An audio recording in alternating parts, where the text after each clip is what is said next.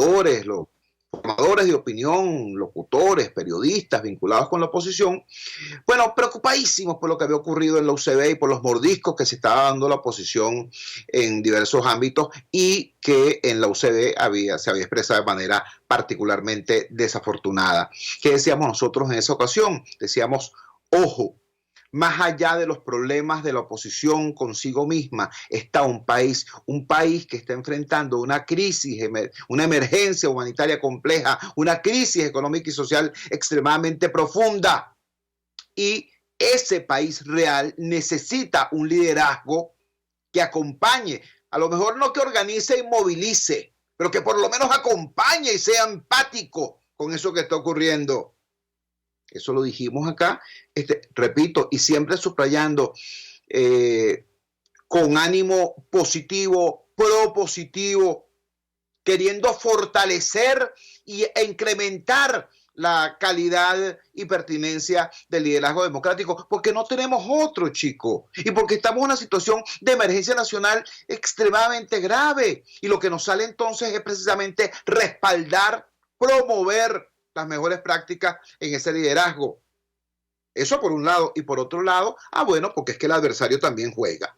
Como dicen por allí, los rusos también juegan. Yo quiero compartir con ustedes un pequeño fragmento de lo que dijo en la cadena que ayer hizo el señor Mauro Moros con motivo del segundo aniversario de un micropartido que fundó, una cosa llamada Somos Venezuela, que él dijo primero que era un movimiento social, después terminó teniendo tarjeta en el boletón electoral, y bueno, este señor hizo lo que hizo. Ayer se cumplieron 2 años supuestamente de ese adefesio, y él fue, como supuesto presidente de la República, dijo algunas cosas extremadamente graves. Por ejemplo, anunció allí que le iba a dar $9,5 millones para establecer las salas de comunicación de ese partido político. Repito, si tiene tarjeta electoral, si participa en procesos electorales, es un partido político. ¿Qué carrizo hace alguien que dice ser presidente de la República dándole dinero en un acto público, además en cadena nacional, dinero a un partido político, cuando precisamente esta Constitución, uno de los graves defectos que tiene es que limitó o eliminó el financiamiento público a los partidos y a las campañas? Pero bueno, eso es apenas un detalle de las barbaridades que dijo ayer Nicolás Maduro en ese evento. Quiero compartir con ustedes algo que me parece extremadamente grave. Las víctimas de la guerra económica y del bloqueo imperialista es algo especial, porque es ir a la búsqueda de los que están sufriendo, de los que han sido afectados en su capacidad de vida, en su trabajo, en su vivienda, en su salud, en la educación de sus hijos, en todo. Y llegar y darle primero la esperanza, darle la atención especializada a la vivienda, al trabajo, al derecho al trabajo, al derecho a educación de sus hijos, a que tienen que estar escolarizados y estudiando todos los niños y niñas de Venezuela, y en especial los niños y niñas de los sectores más vulnerables. Todos tienen que estar estudiando. Vicepresidenta ejecutiva Aristóbulo Turi no se encuentra presente porque está como vicepresidente de gobierno, como jefe de una delegación especial a la deposición del presidente de Nigeria, y desde aquí le envío un saludo a mi hermano compañero presidente de Nigeria. Ya está en Nigeria, África Occidental, nuestro compañero Aristóbulo Turi, llevando nuestro mensaje de hermandad, cooperación, paz, amor entre los pueblos. Entonces, tercer frente de batalla, lo podemos ganar. Creo que en las primeras acciones que hemos tomado, ministras, ministros, sigan adelante, ustedes personalmente. Si hay que llorar, lloren, si hay que abrazar, abracen, pero siempre llevando la esperanza de un futuro mejor para resolver. Hay que hacer un gran esfuerzo, compañeros. para resolver los problemas que hay de las víctimas que han sido afectadas por el bloqueo imperialista, por la guerra económica, porque dice... Bueno, ya lo escucharon ustedes. Por supuesto es innecesario que yo repita que a Nicolás Maduro Moros le importa un carrizo lo que es la realidad y el dolor y la necesidad de la inmensa mayoría de los venezolanos que estamos en situación de pobreza. Digo estamos porque ahora en Venezuela la pobreza ya no es 40%, 45%, 48%, como llegó a ser en los peores momentos durante la República Democrática y Civil, ese periodo de tiempo que concluyó desgraciadamente en 1998. No, hoy la pobreza medida por los estándares internacionales rebasa el 90% de la población, rebasa ampliamente. Una medida internacional de la pobreza es que toda persona que viva con menos de $1 diario, está en situación de pobreza. Bueno, agarren ustedes el salario mínimo de 40.000 bolívares, transfiéranlo, conviértanlo en el cambio existente y vean ustedes a cuánto equivale eso, pues $6, $5 y pico, para vivir 30 días, ¿a cuánto les da? Esa es la situación. Ahora, repito, a Maduro eso no le importa un carrizo. Él lo que le importa es establecer su narrativa. Y dijo, bueno, ok, ya lo tenemos listo. La culpa de la miseria, esta fractura en la calidad de vida, no solamente en la calidad de la vida que tenemos, sino incluso en las expectativas de vida. Esta es la primera vez en muchísimo tiempo que los venezolanos jóvenes y los niños tienen la certeza de que van a vivir peor que sus padres y que sus abuelos. Entonces no se trata solamente del tema de la calidad de la vida que hoy tenemos, sino incluso de las perspectivas, de la expectativa. ¿Entiendes? De allí el éxodo, de allí la decisión de huir de este país, de millones y millones y millones de personas. Pero eso a él no le interesa para nada. A él lo que le interesa es establecer su narrativa. Bueno, esto está ocurriendo, ya no lo puedo negar. ¿Quién es el culpable de esto? Las sanciones, el imperio. ¿Y entonces qué voy a hacer de inmediato? Tomar las medidas estructurales para resolver esos desequilibrios y colocar de nuevo este país en la ruta de la prosperidad. No, el tema para él es cómo sacar provecho politiquero de esa situación. Ustedes escucharon, no son palabras mías. Ustedes escucharon a Maduro ordenándole a sus ministros, vayan donde está la gente que sufre, vayan donde está la gente que muere. Y si tienen que llorar, lloren con ellos. Y si tienen que abrazar, abrácenlo. Pero es que habráse visto mayor monumento al cinismo y a la demagogia. Bueno, lo escucharon diciendo, aquí tienen que estar escolarizados todos los niños. Caramba, cuando usted y yo, que tenemos hijos que van para la escuela, sabemos que el tema hoy es que los maestros no pueden llegar a la escuela porque no tienen cómo ir a la escuela, porque no tienen cómo pagar el pasaje. Chicos, no tienen con qué lavar la ropa. Una bolsita de 1 kilo de detergente cuesta 69.000 bolívares, 62.000 bolívares. ¿Tú me entiendes? Salario y medio de lo que gana ese maestro. Ah, pero eso a él no le interesa para nada. A él le interesa, en primer lugar, repito, establecer su narrativa. En segundo lugar, ver cómo le saca provecho político a eso. Y en tercer lugar, coloca, por supuesto, despliega, como dicen ellos, su arsenal burocrático para hacer lo que van a hacer, manipular, chantajear, extorsionar, ofrecer prebendas, ofrecer realitos, tal y cual, a cambio de subordinación política. En eso es en lo que están. Ahora, ¿qué es lo que hace eso aún más terrible? El que en esos sectores populares, el que en esos sectores abandonados y preteridos haya solamente una versión. ¿Por qué? Ah, bueno, porque es que el otro factor, el factor que tendría que estar allí, en la cola de la gasolina, en la cola de los alimentos, allí donde está el descontento, el factor que tendría que estar allí organizando y movilizando ese descontento, o por lo menos acompañándolo. Ese sector chico, está muy pendiente de qué será lo próximo que va a decir Trump. ¿Qué será, vale, lo que va a decir Pompeo? Oye, vale, ¿cómo se le ocurre decir a Abrams esa cosa, vale? Esperando ¿qué? ¿Esperando qué, chico? Cuando resulta que tienes una mayoría inmensa, algunos dicen que el 60%, otros dicen que el 70%, otros dicen que el 80%, un 80% del país que no es que esté con la oposición, sino que está contra este gobierno.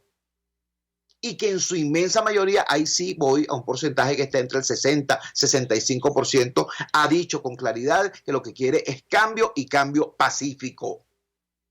¿Esperando qué? Esperando cuando tienes a una comunidad internacional que, mira, en el 99.9% ha dicho con absoluta claridad, y eso está validado también, esta vez no en encuestas, sino en documentos, en los documentos que ha emitido, que está apoyando la lucha del pueblo democrático venezolano por una salida, pero no de cualquier salida, sino de una salida política, pacífica y electoral, para decirlo con absoluta claridad. Entonces, si tienes a la mayoría del país pidiendo eso y tienes a la mayoría de la comunidad internacional apoyándote para eso, ¿qué es lo que tienes que hacer? Organizar el descontento, liderar el descontento, transformar ese descontento en vocación de cambio. Porque si no lo hace, querido amigo, ¿sabes lo que va a ocurrir? Lo que va a ocurrir es lo que pasó en el año 2017.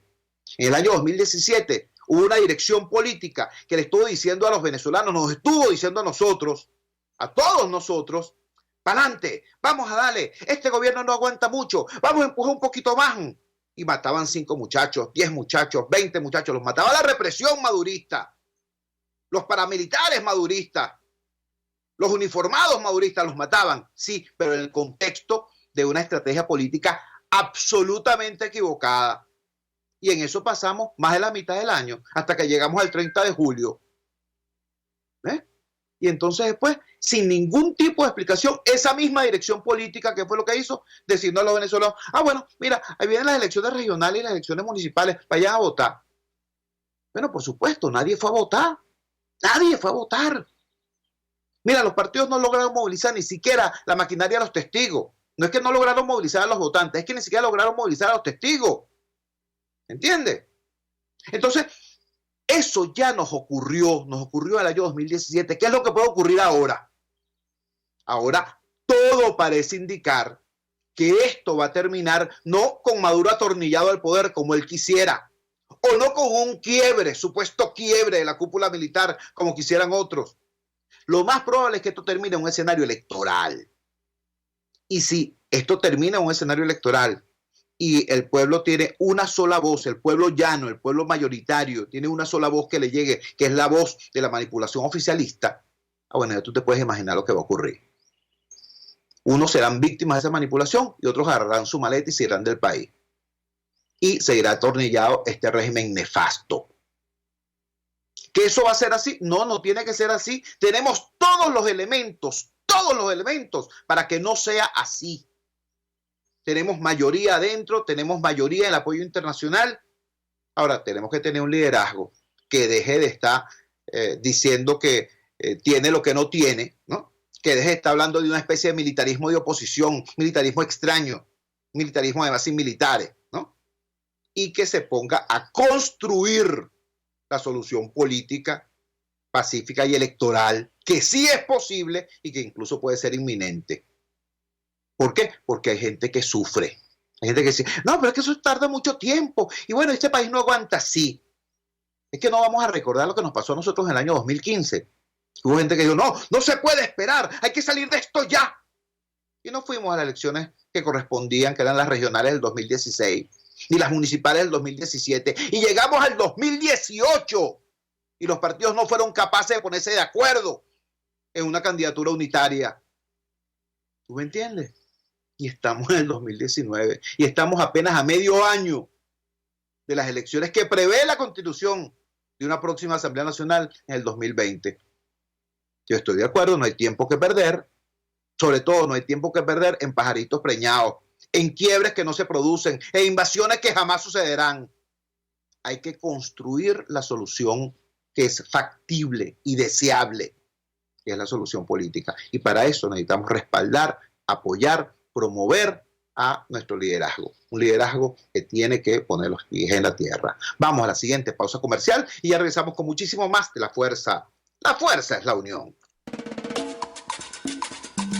Usted escucha Unidad, la fuerza es la unión, con Chuo Torrealba por RCR 750 AM. Sintonícenos a través de Periscope, @RCR750, la radio que se ve. En RCR somos vanguardia. Toda la programación de tu RCR también la puedes seguir a través de la internet. Audio y video en tiempo real. Noticias y mucho más. No te pierdas ni un segundo de nuestra programación.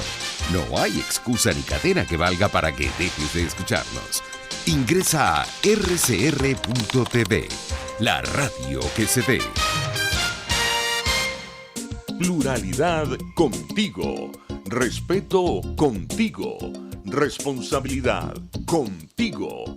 Libertad contigo. Estamos contigo y punto. De lunes a viernes a la 1 de la tarde. Contigo.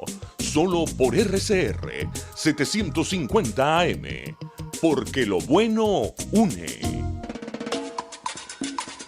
Opinión, ideas en debate. Usted escucha a Chuo Torrealba en Unidad, la fuerza es la unión, por RCR.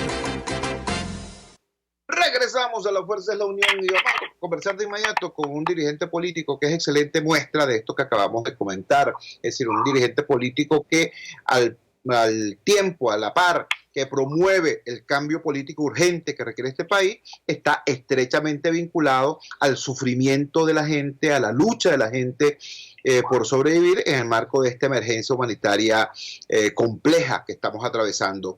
El portal La Patilla nos trae una información con fecha de ayer. Desapareció una embarcación con 32 venezolanos rumbo a Curazao.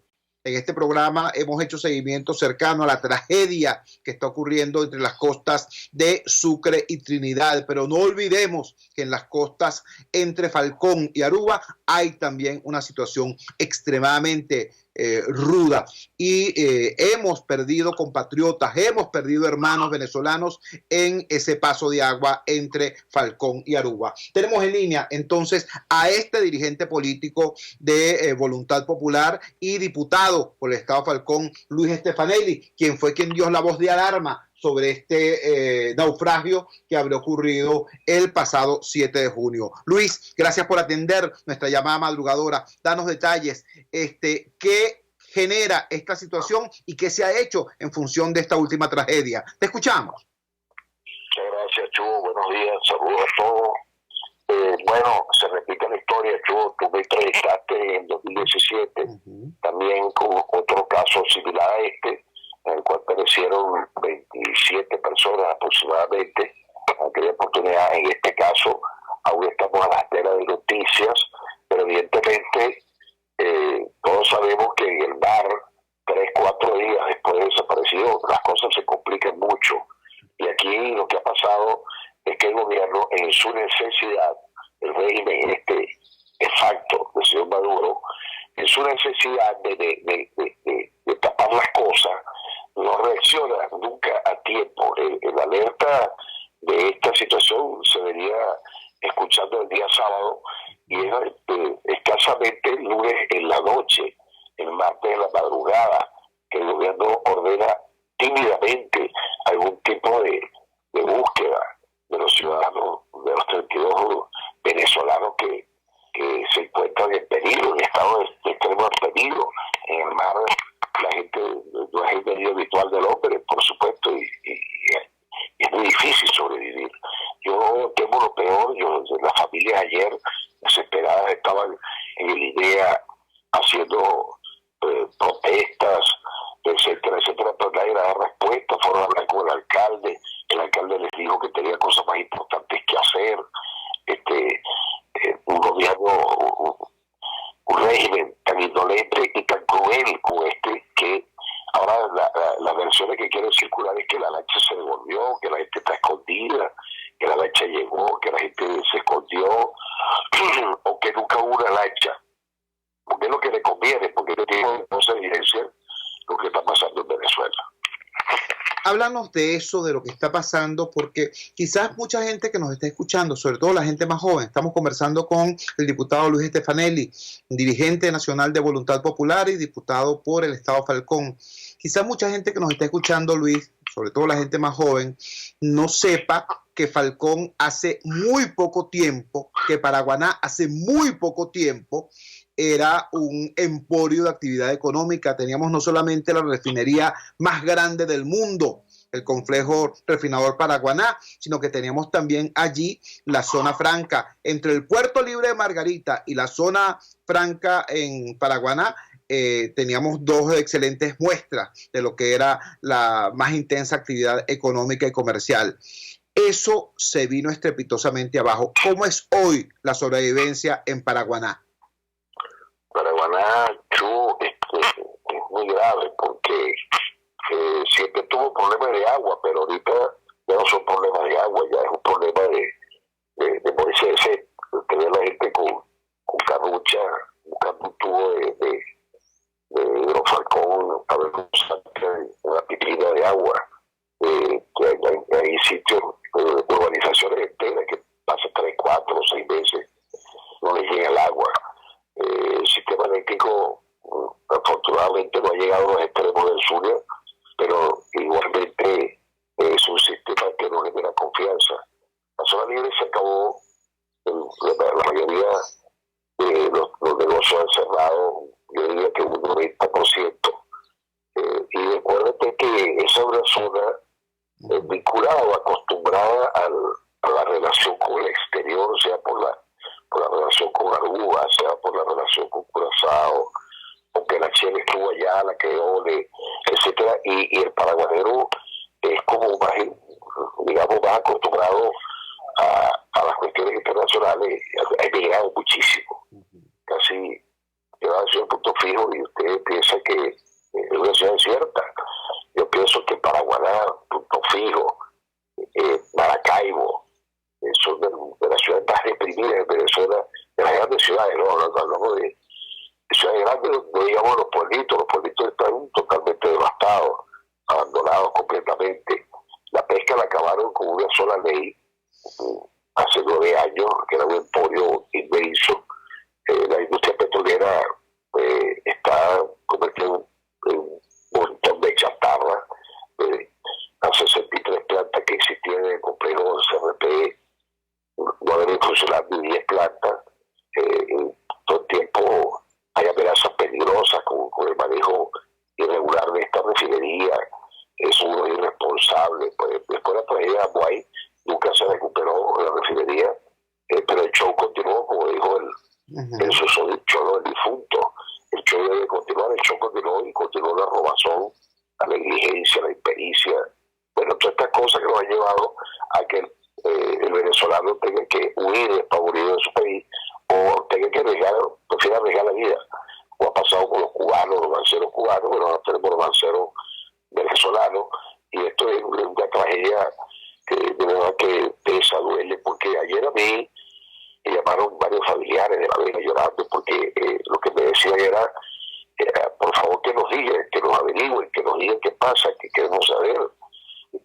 Es realmente muy lamentable, muy lamentable. Terrible. Estamos conversando con el diputado Luis Stefanelli, dirigente nacional de Voluntad Popular y diputado por el Estado Falcón, quien denuncia no solamente la desaparición de una embarcación con 32 venezolanos rumbo a Curazao, sino que además denuncia que en su intento por tapar la crisis que origina la huida de los venezolanos, que origina la existencia de los balseros venezolanos, entonces el gobierno, en lugar de activar los protocolos de búsqueda y salvamento, simplemente hace caso omiso o actúa con negligencia y tardanza. Luis, ¿de qué manera podemos, te hago la misma pregunta que le hice a Robert Alcalá cuando hablamos de este tema en el caso de Guiria y Trinidad, ¿de qué manera podemos apoyar a los paraguaneros, a los falconianos en esta situación? ¿Cómo podemos unir nuestra voz a quienes demandan información sobre sus familiares? Bueno, lo que tú estás haciendo hoy, que es contactar con los líderes o los dirigentes que están al tanto de la situación y denunciarlo, porque este gobierno hay que estarlo denunciando permanentemente. Yo te repito, es un acto de crueldad, porque ellos prefieren, o sea, que no aparezca nadie, prefieren que no aparezca nadie. O sea, por eso sobreviviente se demuestra, ellos prefieren que no aparezca nadie. Prefieren que decir, no, esa lancha nunca existió, esa gente nunca existió, porque este tipo de cosas repercuten impactan mucho en la comunidad internacional y develan claramente lo que estamos viviendo los venezolanos. Pues que la mayor ayuda es hacerlo público, evidenciarlo, que la gente sepa, porque en la Asamblea Nacional ayer lo denunciamos, el diputado Guzamara habló sobre el tema en su disertación del tema fronterizo. Yo hice lo mismo con los medios de comunicación. Ahorita estoy hablando contigo, ayer hablé con 6 agencias internacionales que nos llamaron. Es decir, es lo que podemos hacer, porque hasta ahora, y producir el cambio, porque el cambio nos lleva a lograr que Venezuela no siga viviendo esta tragedia. Producir el cambio, el cese de la usurpación. Así es. Muchísimas gracias, Luis, por la gentileza de atender nuestra llamada madrugadora.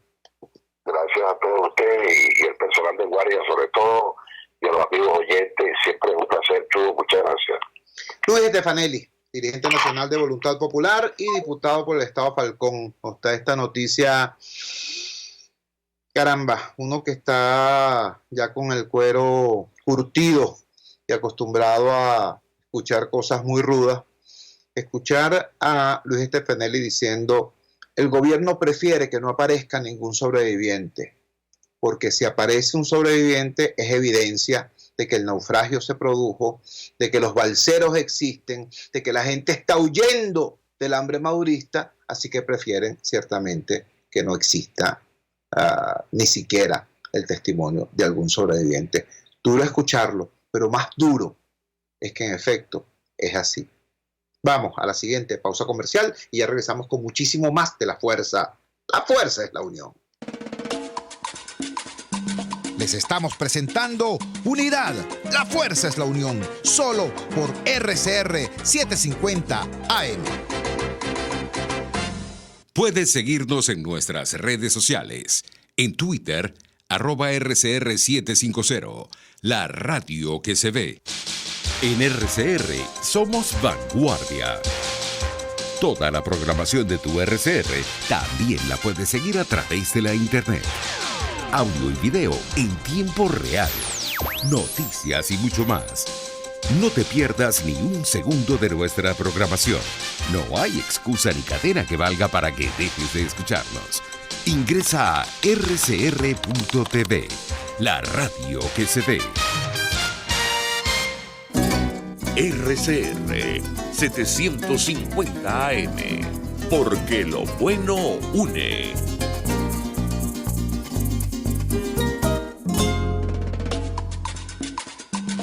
Les estamos presentando Unidad. La fuerza es la unión. Solo por RCR 750 AM. Regresamos a La Fuerza es la Unión para compartir con ustedes de inmediato una conversación, una entrevista que ahora más temprana le hicimos a la periodista Sebastiana Barraez. La situación en la frontera con Colombia es extremadamente grave. Yo sé que se ha dicho esto tantas veces, ya han ocurrido tantos horrores en la frontera con Colombia que es difícil añadir un matiz más de gravedad o de urgencia, pero es que, ¿cómo decirles? Lo que está ocurriendo allí no tiene otra palabra para describirlo, sino guerra. Estamos importando una guerra a territorio venezolano, pero dejemos que sea la voz extremadamente autorizada de Sebastiana Barraez la que nos indique lo que está pasando allí. Escuchemos. Pendientes, como como siempre, de la situación en la Venezuela profunda. Vamos a conversar de inmediato con Sebastiana Barraez. Sebastiana Barraez es una periodista especializada en el tema de seguridad y defensa y tiene un conocimiento profundo de lo que ocurre en la frontera. Prácticamente desde allá es que estamos hablando. Sebastiana, gracias por atender nuestra llamada madrugadora. Hemos leído tu trabajo, hemos conocido de tu trabajo sobre la situación que está ocurriendo en los alrededores de Caño Motilón con los productores agropecuarios venezolanos. ¿Cuál es la situación? Te escuchamos. Buenos días, Chu. Un saludo para ti y para los oyentes. Sí, en efecto, el 1 de junio llegaron miembros del Ejército de Liberación Nacional y reunieron a los dueños de fincas del sector Caño Motilón y Caño 14 del municipio Catatumbo del estado Zulia. Allí les dijeron que tenían 13 minutos para abandonar la zona y bueno, como aquí tú sabes que la gente no puede decir que no, pues sencillamente lo que hicieron los propietarios fue abandonar de inmediato el lugar y así la guerrilla se instaló en cerca de 350 hectáreas de fincas donde se desarrolla, donde se produce la palma aceitera. El caso es que eso sucedió el 1 de junio. El día 3, en horas de la madrugada, empezó el fuego cruzado entre grupos paramilitares y grupos del Ejército de Liberación Nacional. Esta situación duró desde cerca de 12 horas, desde las 5 de la madrugada, y posteriormente, pues, me dicen los habitantes de la zona que escucharon unas explosiones. Posteriormente el fuego siguió al día siguiente, hoy en horas de la noche, hasta aproximadamente el día 6, donde se escucharon 3 fuertes detonaciones. Lo único que se sabe es que de eso hubo varios muertos, algunos del Ejército de Liberación Nacional y otros paramilitares, entre ellos un comandante paramilitar alias Orión, y todo esto sucede sin la intervención de la Fuerza Armada Nacional Bolivariana. Hay que destacar que la zona está totalmente minada por parte del Ejército de Liberación Nacional, que ya el año pasado le costó a la Fuerza Armada Nacional 2 oficiales muertos. Entonces yo supongo que en estos momentos la Fuerza Armada sencillamente dejó que la guerrilla y los paramilitares se pelearan a nuestro territorio sin la intervención de la Fuerza Armada Nacional Bolivariana, que por cierto tiene la obligación de defender el territorio y la soberanía. Estamos conversando con la periodista Sebastiana Barraez, quien nos está informando algo extremadamente grave.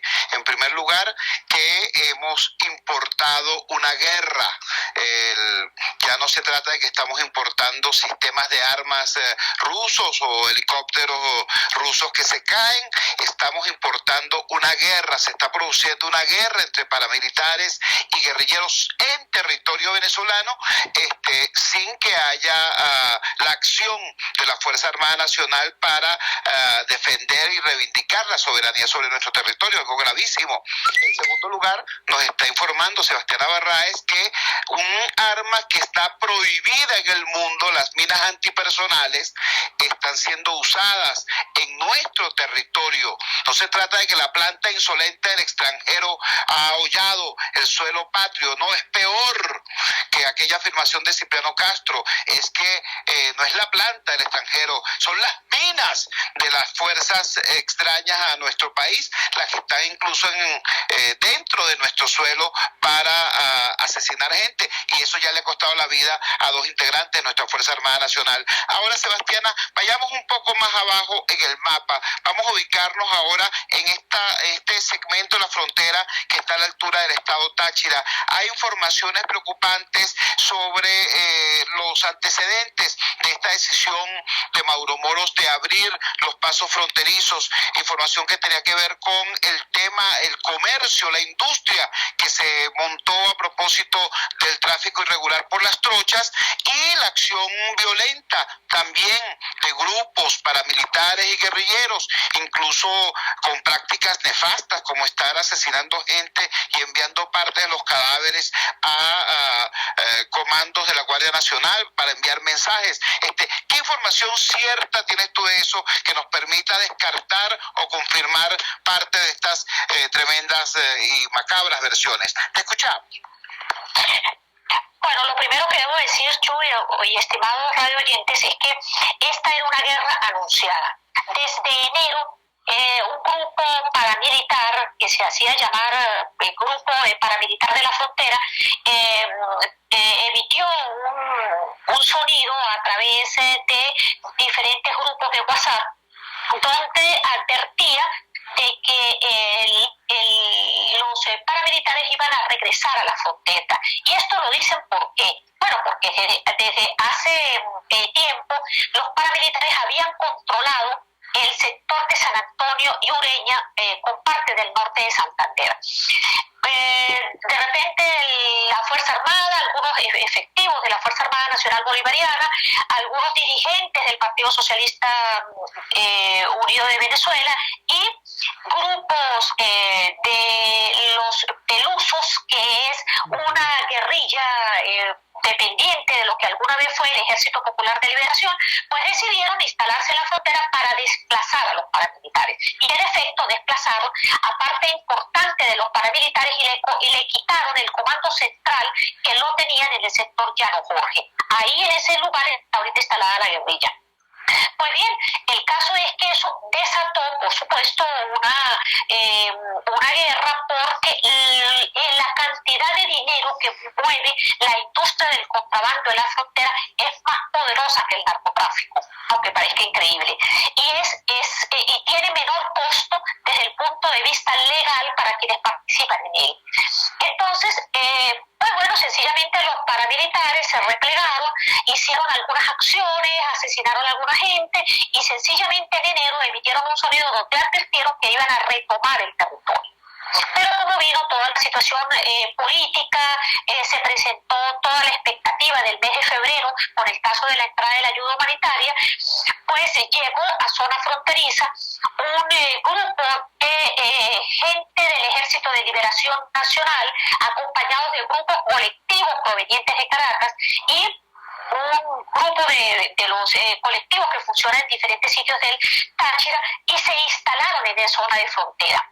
Bueno, ya sabemos que el gobierno ordenó sencillamente el cierre de los puentes, la gente empezó a lanzarse por las trochas, proliferaron las trochas, que también estaban siendo, digamos que era el pequeño negocio que le había quedado a los paramilitares, eran las trochas, pero después del 23 de febrero, quienes se instalaron en la frontera, tanto los grupos colectivos como bandas criminales, pues tomaron el negocio de las trochas, y ahí vuelve a producirse una nueva advertencia por parte del grupo paramilitar que advierte que ellos vienen a retomar el control de la frontera.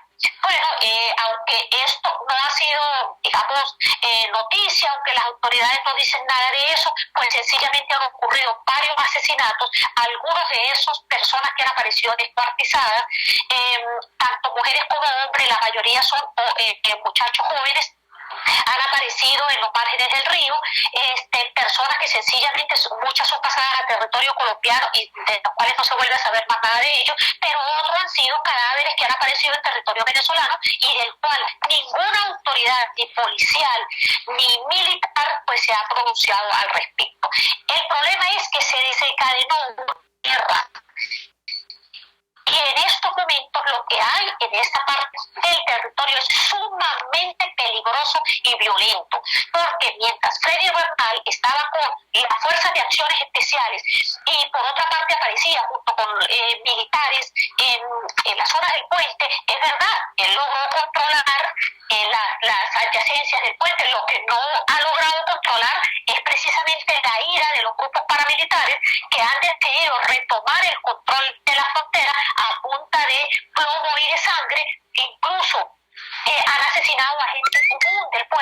a taxistas, a mototaxistas, porque ellos decidieron que el negocio del contrabando sencillamente les pertenecía y que todo aquel que desee participar en ese negocio tiene que pagarles a ellos las comisiones respectivas.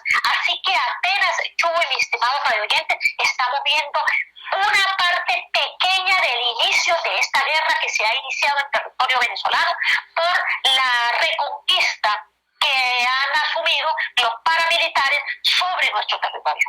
Estamos conversando con la periodista Sebastiana Barraez, especialista en el tema de seguridad y defensa y conocedora profunda de su tierra, de la frontera. Hemos hablado de lo que ocurre en el sector Catatumbo, el municipio Catatumbo del estado Zulia.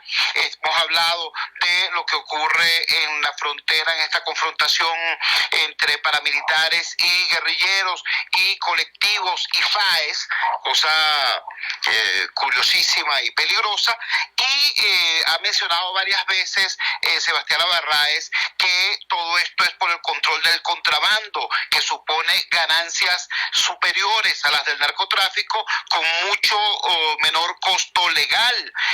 Ahora, imagino, Sebastiana, que estás hablando del contrabando de extracción de combustible, de gasolina, fundamentalmente, y esa era la tercera y última pregunta que te quería hacer. Bueno, ya hubo un asesinado en Mérida por el tema de las colas, hubo otra persona que falleció en Mérida, concretamente en Tovar, de un infarto después de 4 días de cola. Se reportan 17 detenciones ilegales en Táchira por este mismo problema, pero al parecer para el contrabando, para la guerrilla, para todo este negocio ilícito, sí hay cualquier cantidad de gandolas de combustible. ¿Cuál es la realidad de el paso de combustible en la frontera? Bueno, la verdad es que sencillamente la frontera está casi paralizada en estos momentos desde el punto de vista vehicular porque no hay combustible. Recordemos que nosotros, y esto es, digamos, una crítica que hay que hacerle al gobierno colombiano, desde hace muchos años, Colombia, desde el punto de vista de capital, pues también dejó al libre albedrío de la frontera lo que sucedía en materia de combustible, y ellos ni siquiera envían el combustible suficiente para surtir los vehículos que se movilizan en el norte de Santander. La diferencia y, digamos, el deterioro de nuestra moneda pues se convirtió en un gran atractivo para los habitantes del norte de Santander, que siempre han vivido de la gasolina nuestra, del combustible nuestro. Y eso se paga a precios muy altos. El problema es que ahorita no hay combustible ni para ellos ni tampoco para nosotros. Entonces la situación está en que, por ejemplo, en San Cristóbal la ciudad está casi totalmente paralizada. Las colas son kilométricas, hay una paralización general de la ciudad porque no hay manera de que realmente se pueda surtir de combustible, pero siempre sigue habiendo el negocio de la gasolina, y en esto han participado activamente los militares, porque ellos son los que se instalaron en las bombas de gasolina, supuestamente para controlar y vigilar, y al final pues se han convertido en los grandes colaboradores de toda esta gran industria del contrabando. La situación es bien difícil, es muy difícil porque además de eso tenemos un gravísimo problema con el problema del gas. Han habido varias protestas, por ejemplo, en el día de hoy y de ayer, porque hay comunidades que, por ejemplo, en la propia San Cristóbal hay gente que hace 6 meses no recibe gas doméstico. Y hay sectores de la población que, por supuesto, no tienen agua, y hay otros que apenas algunas veces al día tienen algunas horas de luz, de electricidad. Entonces la situación de las fronteras es extremadamente compleja, y yo creo que el gobierno pues sencillamente ha dejado en manos de un grupo de ineptos, militares y civiles, que se encarguen de la zona de la frontera, y esto se les convierte en un verdadero polvorín a punto de estallar. Sebastiana, te queremos agradecer altamente la gentileza de haber atendido nuestra llamada madrugadora. Gracias, Sebastiana. Gracias a ti, Chuy, y a los oyentes. Un abrazo. Era Sebastiana Barraez, periodista venezolana especializada en el tema de seguridad y defensa, conocedora profunda de la frontera venezolana, la frontera con Colombia, y desde allá precisamente nos reporta. Muchísimas gracias. Realmente estremecedor toda esta información que nos da Sebastiana Barraez. Esto es un tema político, sí, pero este es un tema político con P mayúscula, este es un tema de Estado. El que haya acá literalmente una guerra entre paramilitares y guerrilleros colombianos en territorio venezolano, y el que esté desatada esta ola de violencia criminal es gravísimo. Pero tan grave como eso, o más grave incluso, es que las autoridades, los cuerpos, las instituciones que están obligadas por la Constitución a defender la integridad de nuestro territorio y la soberanía de nuestro país, sencillamente miren para otro lado. Yo lamentablemente tengo que establecer un hilo conductor entre la tragedia de Falcón y esto que ocurre en la frontera. Nos decía Luis Stefanelli, el gobierno parecía no interesado en que aparezcan sobrevivientes, porque un sobreviviente daría testimonio de toda la tragedia de los balseros falconianos. Prefieren que no haya entonces sobreviviente para que no haya testimonio, para que no haya denuncia. En la frontera que está ocurriendo, en Táchira, bueno, asesinados, decapitados, descuartizados, apareciendo, tirados frente a los puestos de la Guardia Nacional, y no hay reacción, no hay posición oficial, no hay denuncia, no hay condena. Prefieren tapar con silencio esta cosa horrenda que está ocurriendo, porque el negocio que da lugar a la confrontación, al parecer, los salpica a todos. Una cosa monstruosa. Vamos a la siguiente pausa comercial y ya regresamos con muchísimo más de La Fuerza. La fuerza es la unión. Les estamos presentando Unidad, la fuerza es la unión, solo por RCR 750 AM. Puede seguir nuestra programación a través de rcr.tv, la radio que se ve. Cuando hablamos de Honda, hablamos de Distasi Motors, el concesionario Honda que pica adelante en precios, condiciones y servicio. Todo el personal de Distasi Motors, tanto técnico como de atención, está actualizado, capacitado y certificado permanentemente para atender correctamente tu vehículo. www.distasi-honda.com.ve. Distasi Motors, tu concesionario Honda en Los Palos Grandes.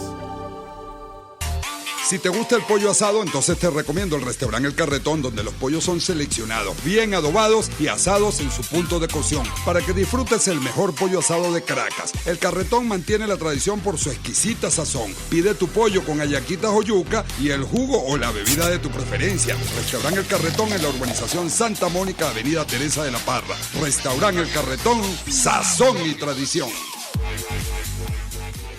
Las lesiones articulares o musculares son más frecuentes de lo que piensas. La Unidad de Cirugía Articular y Medicina Deportiva, Haroldo Macareño y Guillermo Rangel, cuenta con el mejor equipo de traumatólogos reconocidos por la Sociedad Norteamericana de Artroscopia. Ubícalos en la Policlínica Metropolitana o al 0414-305-8176. Superar tu lesión es nuestro compromiso.